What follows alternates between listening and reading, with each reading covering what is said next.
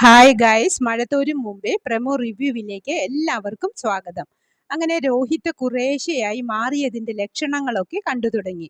ഉഷാറായി ഭക്ഷണമൊക്കെ കഴിച്ച് വൈജയുടെ റൂമിൽ വന്ന് വൈജയെ കാണുന്നു. രോഹിത്തിന്റെ ഈ മാറ്റം വൈജയ്ക്കും സന്തോഷമുണ്ടാകുന്നുണ്ട്. പക്ഷെ രോഹിത് വന്ന് ഇനി അമ്മ അലീന ചേച്ചിയെ സ്നേഹിച്ചു തുടങ്ങണം, പഴയ പോലെ പെരുമാറരുത് എന്ന് പറഞ്ഞപ്പോഴേക്കും വിധം മാറി.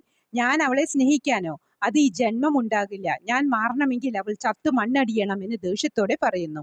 അമ്മയോട് എത്ര പറഞ്ഞിട്ടും കാര്യമില്ല എന്ന് മനസ്സിലാക്കിയ രോഹിത് അവിടെ നിന്നും പോകുന്നു. പിന്നീട് അലീനയ്ക്ക് നല്ല സുഖമില്ല.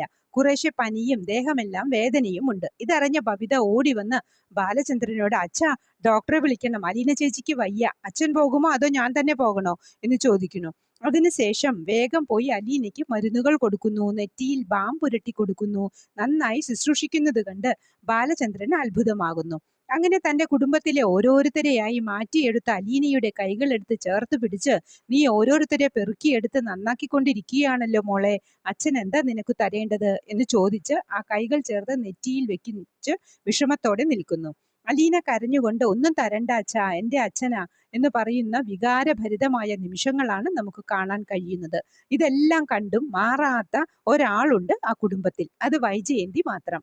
പ്രമോ ഇഷ്ടമായെങ്കിൽ ലൈക്ക് ചെയ്യാനും ഷെയർ ചെയ്യാനും സപ്പോർട്ട് ചെയ്യാനും സബ്സ്ക്രൈബ് ചെയ്യാനും മറക്കരുത്. അടുത്ത ഒരു എപ്പിസോഡിന്റെ പ്രമോവുമായി വരുന്നതുവരെ കാത്തിരിക്കുക. ഹായ് ഗൈസ്, മഴത്തോരും മുമ്പേ പ്രമോ റിവ്യൂവിലേക്ക് എല്ലാവർക്കും സ്വാഗതം.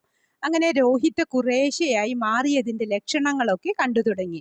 ഉഷാറായി ഭക്ഷണമൊക്കെ കഴിച്ച് വൈജയുടെ റൂമിൽ വന്ന് വൈജയെ കാണുന്നു. രോഹിത്തിന്റെ ഈ മാറ്റം വൈജയ്ക്കും സന്തോഷമുണ്ടാകുന്നുണ്ട്. പക്ഷെ രോഹിത് വന്ന് ഇനി അമ്മ അലീന ചേച്ചിയെ സ്നേഹിച്ചു തുടങ്ങണം, പഴയ പോലെ പെരുമാറരുത് എന്ന് പറഞ്ഞപ്പോഴേക്കും വിധം മാറി. ഞാൻ അവളെ സ്നേഹിക്കാനോ? അത് ഈ ജന്മം ഉണ്ടാകില്ല. ഞാൻ മാറണമെങ്കിൽ അവൾ ചത്തു മണ്ണടിയണം എന്ന് ദേഷ്യത്തോടെ പറയുന്നു. അമ്മയോട് എത്ര പറഞ്ഞിട്ടും കാര്യമില്ല എന്ന് മനസ്സിലാക്കിയ രോഹിത് അവിടെ നിന്നും പോകുന്നു. പിന്നീട് അലീനയ്ക്ക് നല്ല സുഖമില്ല.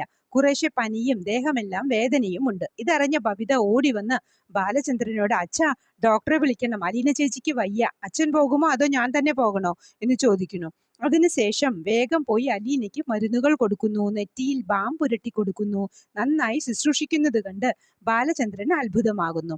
അങ്ങനെ തന്റെ കുടുംബത്തിലെ ഓരോരുത്തരെയായി മാറ്റിയെടുത്ത അലീനയുടെ കൈകൾ എടുത്ത് ചേർത്ത് പിടിച്ച്, നീ ഓരോരുത്തരെ പെറുക്കിയെടുത്ത് നന്നാക്കിക്കൊണ്ടിരിക്കുകയാണല്ലോ മോളെ, അച്ഛൻ എന്താ നിനക്ക് തരേണ്ടത് എന്ന് ചോദിച്ച് ആ കൈകൾ ചേർത്ത് നെറ്റിയിൽ വെക്കിച്ച് വിഷമത്തോടെ നിൽക്കുന്നു.